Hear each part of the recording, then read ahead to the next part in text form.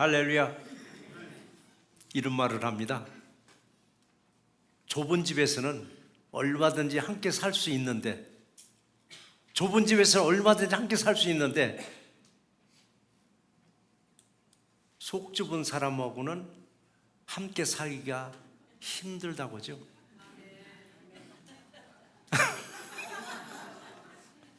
아주 점잖게 아멘 하셨습니다. 아무리 넓은 집에 살지라도요, 속 좁은 사람하고 한 집에 산다는 것은 늘 다툼이 일어나더라고요. 다툼이 일어날 때 하는 말이 있습니다. 당신이 속 좁은 인간이라고, 서로가 속 좁은 인간이라고 하면서 인내하지 못하고 버럭버럭 화를 낼 때 그 가정이 어떻게 되겠냐고, 늘 싸우는 가정이 되더라고요. 그래서요, 남자들의 속은 어떻게 돼요? 넓어야 되고, 바다같이 넓어야 되고, 그럼 여자들의 속은 깊어야죠. 그래서 넓고 깊었을 때 서로 이해해주고 서로 배려해줄 때 한 개 방향을 바라볼 수 있더라고요. 어느 방향? 예수를 향한 방향으로 갈 수가 있더라고요. 이게 하나님 마음이 안 되다 보니까 늘 방향이 서로 다르다 보니까 싸우는 겁니다. 오늘 시간에도 오직 예수만 바라보는 우리 모두가 되실 줄 믿습니다. 자, 리더의 덕목 중에 여러 가지가 있는데요, 그 중에서 하나가 뭐냐면 인내요. 인내. 리더가 인내하지 못하면요, 결국 리더로서의 자질이 떨어지게 되더라고요. 그리고 따라오지도 않아요. 그렇기 때문에 리더의 덕목 중에 하나가 뭐냐? 인내더라고요. 인내하는 자가 복되다라고 말씀하셨습니다. 그래서 인내는 연단을 낳고 연단은 소망을 이룬 줄을 알미라고 했습니다. 모세도 한번 생각해 보시자고요. 모세 40년간 광야에서 그 백성들 인솔할 때 얼마나 속을 쓰겠느냐, 얼마나 속 뒤집어는 일을 많이 했느냐고요. 그런데 모세 인내하더라고요. 인내하면서 40년간 어디를 향해서? 오직 가나안 땅을 향해서 가고 있었습니다. 가나안 땅을 향해서 가고자 해서 시내산을 지내서 가데스 바네에 왔을 때, 여기서 직선거리로 가는 길이 하나 있는데, 가나안 땅에 에돔 땅을 지나가야 돼요. 에돔 땅을 지나가면 직선거리로 바로 가나안 땅에 갈 수 있는데, 에돔 땅에 지나가야 돼요. 에돔 왕에게 부탁을 했습니다. 우리 좀 지나가게 해달라고. 에돔 왕이 거절하는 거 안 된다라고 다시 부탁합니다. 우리 에돔 땅을 지나가면서 우물물도 마시지 않고 곡식도 손대지 않고 그냥 지나가기만 할 테니까 허락해달라고 노하더라고요. 만약에 모세가 혈기가 있었더라면, 그래, 우리 뒤에는 하나님이 계셔, 한번 싸워볼래? 할 텐데 싸우지 않고 빙빙 돌아서 모압 평지, 가나안 땅에 보이는 모압 평지까지 인수를 하더라고요. 누구 때문에? 에돔 때문에. 오늘날의 저와 여러분들에게 에돔은 누굴까? 저와 여러분들의 에돔이 있습니다. 저와 여러분들 가는 길에 가로막고 있는 사람이 에돔이더라고요. 근데 가로막고 있는 사람이 누굴까? 놀랍게 이웃이면 괜찮은데 내 가족들이 막아버릴 때가 있더라고요. 내 가족들이 가는 길을 딱딱 막아버릴 때가 있더라고요. 에돔은 길을 가로막고 방해하는 사람입니다. 방향을 잘 잡았다고 가는 인생길에 에돔을 만나면 얼마나 힘드냐고요. 그거 헤치고 넘어가기가 얼마나 힘드냐고요. 걸림돌을 만났습니다. 걸림돌을 만났을 때 에돔은 어떻게 할 것인가? 에돔만 바라볼 것인가? 사람들의 심리가 참 이상해요. 성공한 것은 금방 잊어버리고 또 다른 성공을 쳐다보는데, 실패한 것은 끊임없이 거기만 쳐다보더라고요. 에돔이 가로막았다고 에돔만 쳐다볼 것인가? 우리는 아니잖아요. 우리는 어디를 바라볼 것이요? 가다가 걸림돌에서 넘어졌을 때, 가다가 길이 막혀서 못 갈 때 우리는 거기만 바라볼 것이라 위를 바라보자고요. 예수를 바라보자고요. 예수를 바라볼 때 새로운 길을 반드시 준비하고 예비해 놨더라고요. 예수를 바라보고 새로운 길로 새 출발할 수 있을 때 하나님의 영광을 드러내는 우리 모두가 되실 줄 믿습니다. 하나님 우리에게 주신 말씀이 있는데, 거기서 첫 번째 말씀은 아브라함은 불가능 속에서도 가능케 하시는 하나님을 믿었습니다. 불가능 속에서도 가능케 하시는 하나님을 믿었다고 했습니다. 세 개의 단어를 한번 좀 말씀드려 볼게요. 세 개의 단어. 방랑, 방황, 방향. 같은 방씨 형제 같은데, 죄송해요. 우리 방자가 다 들어가서 방씨 형제 같은데 전혀 다른 의미를 가지고 있어요. 우리 방향 한번 보자. 방향. 내가 가고자 하는 쪽이 방향이에요. 내가 가고자 하는 각도가 바로 방향인데, 우리들의 방향은 어디로 잡았나요? 하나님을 향해서 방향 잡았습니다. 하나님 향해서 우리는 방향을 잡다 보니까 하나님이 우리가 목적이 되고 하나님이 우리가 목표가 되더라고요. 근데 우리가 방향을 아무리 잘 잡았다 할지라도 어디로 가는 거냐고요. 내가는 잘 잡았는데 이게 지옥길로 가는 길이 있더라고요. 때로는 방향을 또 잘못 잡았는데 속도는 왜 이렇게 빠르냐고요. 요즘 날에는 방향보다는 속도를 찾는데 속도가 중요한 게 아니라 방향이더라고요. 잘못된 방향으로 열심히 가다가 보니까 잘못돼서 되돌아오면 얼마나 힘드냐고요. 그래서 저와 여러분이 가는 이 인생길, 여러분이 가고 있는 신앙의 방향 잘 가고 있을까? 때로는 주일날 아침부터 우리는 고민할 때가 있습니다. 하나님께로 향하는 방향을 잡을까? 아니면 세상으로 가는 방향을 잡을까? 여기서 얼마나 고민하느냐고요. 이거 다음 주도 있는데 꼭 오늘만 지켜야 되나? 고민하다가 그래도 하나님께로 방향을 향해 주셔서 하나님께로 오신 분들을 하나님 얼마나 기뻐하시냐고요. 오늘도 하나님이 기뻐하시는 우리 모두에게 더 없는 은혜 축복을 부어주실 줄 믿습니다. 그래서 어느 상황이 있었는지 믿음을 생각해야 돼요. 이 길이냐 저 길이냐. 어느 사람은 침 뱉어놓고 딱 때리는 것이 아니라, 연필을 굴릴 것이 아니라 믿음으로 하나님은 어느 길을 기뻐하실까? 항상 하나님이 기뻐하는 믿음의 길을 선택하고 믿음의 길에서 승리하는 우리 모두가 되시기를 주의 이름으로 축원합니다. 그럼 오늘 본문에서 아브라함은 어떤 길을 선택했을까? 아브라함도 기로에 섰을 때가 얼마나 많이 있었냐고요. 오늘 본문에서 아브라함은 18절에 그랬습니다. 아브라함이 바랄 수 없는 중에 바라고 믿었으니. 바랄 수 없다는 건 뭐냐고요? 가망이 없다는 얘기입니다. 희망이 없다는 얘기입니다. 바랄 수 없는 중에 바라고 믿었으니라고 했습니다.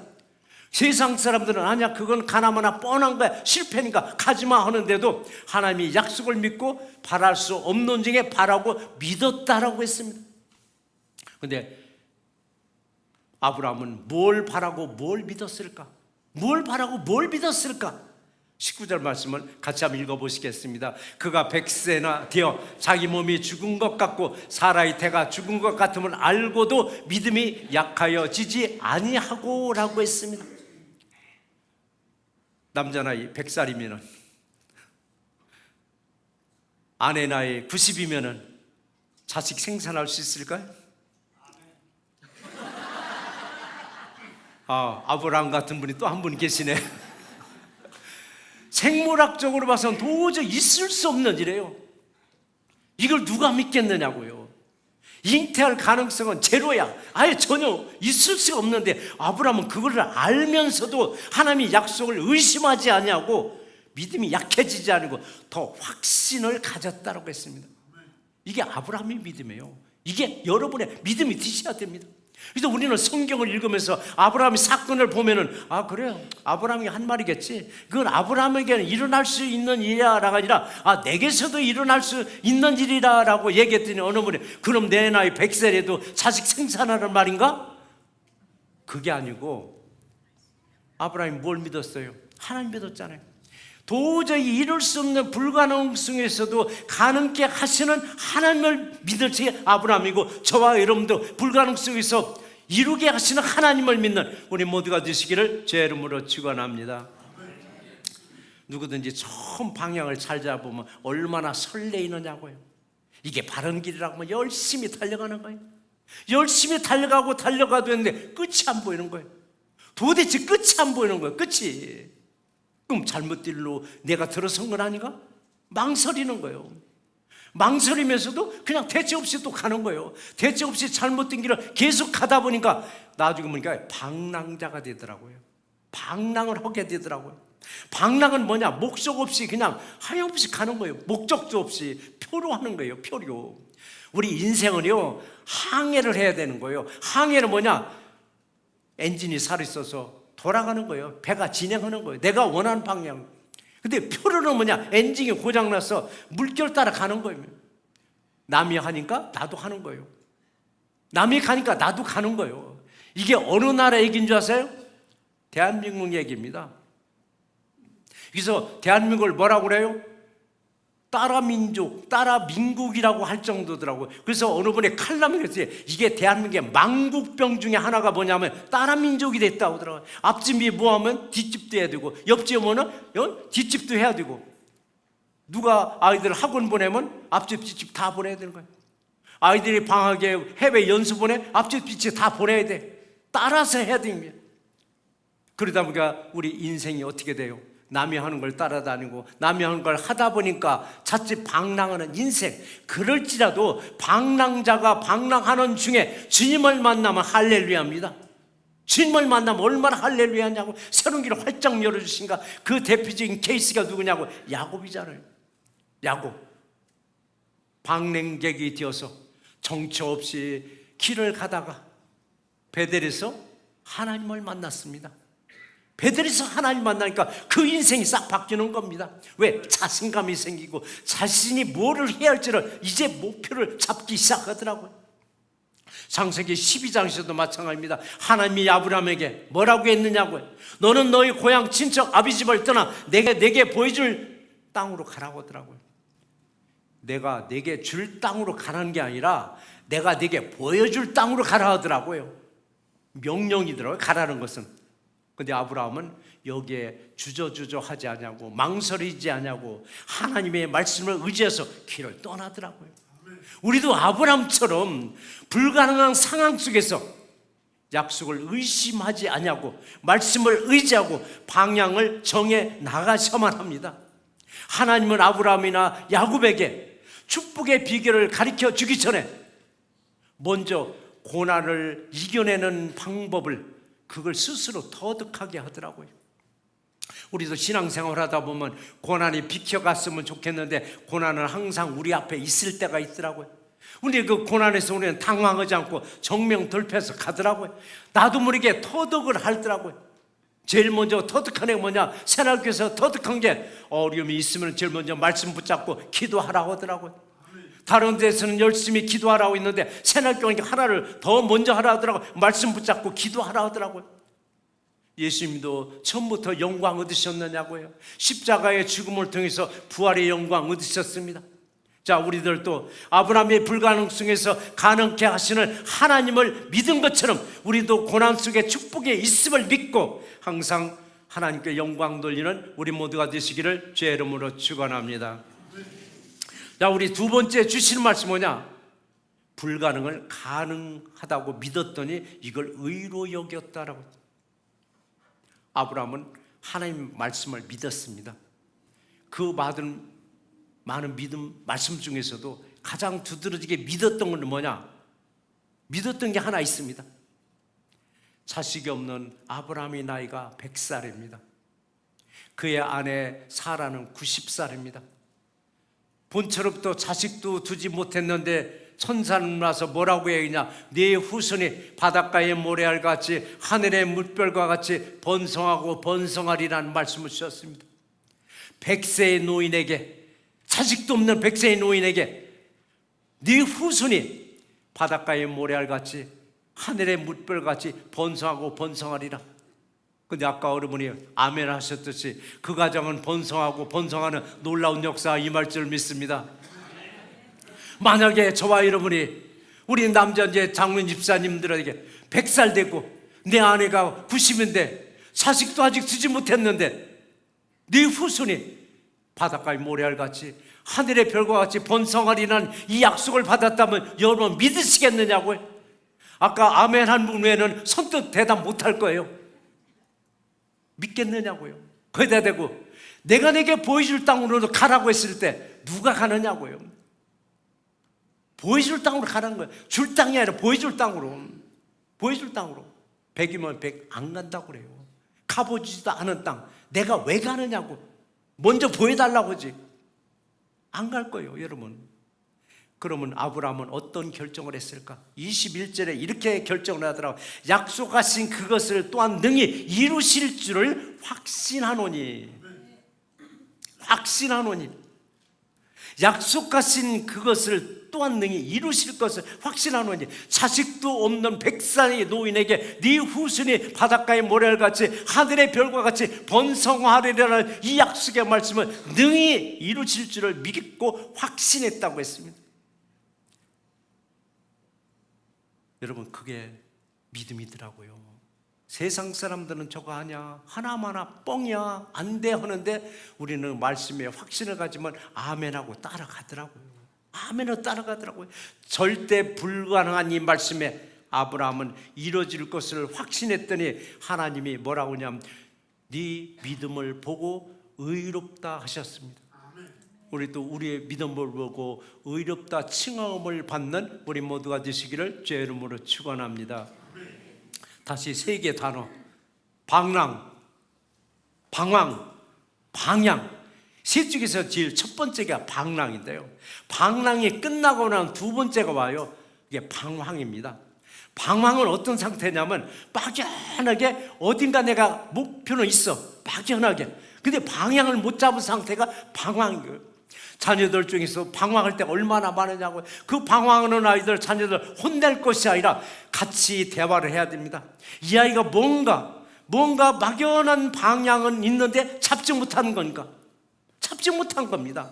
그래서 방향을 정하지 못한 상태, 또 때로는 방황하면서 새로운 방향을 다 길을 정했는데 성령님이 딱 가로막은 사건도 하나 있더라고요. 사도 바울이 자기의 선교지를 아시아로 가고자 딱 정했는데 사도행전 16장 7절에서 보니까 무시 앞에 이르러 비두니아로 가고자 애쓰되 예수의 영이 허락하지 아니하더라. 사도 바울은 아시아로 가고자 비두니아로 가고자 애썼는데 예수의 영이 딱 가로막는 거예요. 딱 가로막는 거예요. 그리고 사도 바울의 계획과 예수의 계획이 빗나가 버렸습니다. 그럼 그러니까요, 예수는 사랑인데 예수님이 좀 양보하고 사도 바울의 계획 좀 이루어지게 하시지, 못 가게 딱 막아버리더라고요. 어디로 가라고? 너는 마게도냐, 유럽으로 건너가라고 있더라고요. 유럽으로 건너가라고. 사도 바울은 거기서 더 이상 이유를 달지 않냐고 유럽으로 건너가는 배를 탔는데 사도 바울이 탄 그 배 안에는 유럽의 정신 문명의 모태가 실려 있었다라고. 한번 생각해 보세요. 아니, 사도 바울이 탄 배 안에는 어떻게 해서 유럽의 정신 문명의 모태가 어떻게 해서 탈 수 있는, 같이 갈 수 있느냐라고요. 사도 바울은 뭐를 가지고 왔을까요? 복음을 가지고 왔었습니다. 복음이 결국은 유럽의 정신 문명의 모태가 되어서 유럽을 그렇게 강대국으로 만들었습니다. 만약에 사도 바울이 처음에 계획했던 비두니아로, 아시아로 가도록 하나님이 허락했더라면, 예수가 허락했더라면 아마 아시아적이 유럽과 같이 어마어마하게 부강한 나라가 됐지 않았을까? 근데 예수님은 어디로 정했느냐? 유럽으로 보내더라고요. 유럽의 정신 문명의 모태가 뭐냐? 복음이더라고요. 복음이 퍼지면서도 그 나라가 강대국이니까 유럽에 정말 손톱만한 나라도 세계 어느 나라인가는 식민지를 하나 다 두었더라고요. 식민지를 두지 않은 유럽 국가가 하나도 없을 정도로 그만큼 부강하게 만들어 주시더라고요. 이것을 보면 그래요. 내가 하고 싶은 일들이 있습니다. 내가 계획한 일이 있습니다. 그럴지라도 여기에 너무 고집하면 안 된다는 얘기입니다. 성령이 막으면 성령에 승복할 줄 알아야 되는데, 내가 세운 계획이야, 이건 내 꿈이야, 이건 죽어도 해야 돼, 죽어도 해야 된다고 자기가 끝까지 가려고 하더라고요. 근데 분명히 성령은 아닌 거예요. 아닌 거는 우리도 빨리 내려놓고 성령의 뜻을 받아줘야 되는데 아니더라고요. 그래도 주님은 우리를 사랑하시기 때문에 끊임없이 예수의 영이, 성령이 가로막을 때 왜 가로막는지 아셔야 돼요. 더 큰 일을 맡기려고. 여러분, 더 큰 일을 맡기려고 성령이 가로막는데 가로막을 그 순간만 생각하면 야속한 거예요. 가로막는 것도 때로는 사람이 가로막을 때가 있는데, 에돔이 가로막을 때가 있지만은 그것도 잘 들여다보니까 저 사람을 통해서 새로운 방향을 하나님이 또 준비했나 보다. 그러니까 그 사람이 가로막은 사람이 에돔이 미움이 아니라 사랑의 대상이 또 되더라고요. 사랑의 대상. 그래서 우리는 불가능해 보이는 어떤 새로운 일을 우리에게 맡겠다 할지라도 믿고 따라가는 새날교회 모두가 되시기를 주의 이름으로 축원합니다. 그러니까 새날교회가 24년간 여기까지 오면서 도저히 불가능한 일들이 여러 번 있었지만 이상하게 거뜬거뜬하게 헤쳐나가게 하더라고요. 거뜬거뜬하게. 이게 뭐냐? 성령님이 함께 하시더라고요. 여기까지 오면서, 여기 건물 오면서도 여러 번 큰 일을 했었습니다.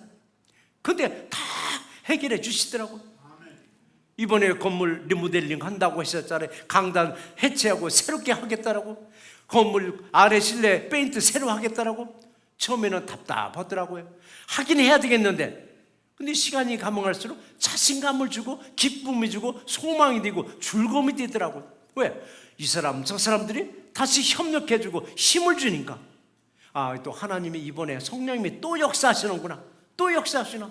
저는 교회 여기까지 오면서 수많은 역사를 제 눈으로 봤고 제가 체험했기 때문에, 그리고 같이 온 모아는 분들이 같이 경험을 했습니다.